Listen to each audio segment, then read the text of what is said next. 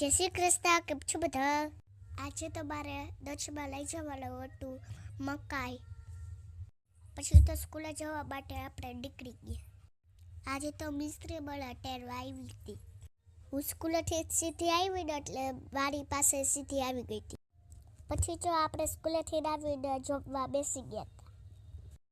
ઉઠીને તો પાછી ભૂખ લાગી ગઈ હતી એટલે પાછો નાસ્તો કરી લીધો હતો.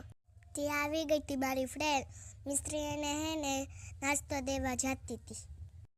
નાસ્તો કરીને હોમવર્ક કરવા બેસી ગઈ હતી. મારી ફ્રેન્ડ રાહ જોતી હતી. મેં ને મારી બેને હિંચકામાં ઝૂલી લીધું. પછી તો મારી મમ્મીએ બનાવી નાખ્યા હતા ઢોકળા.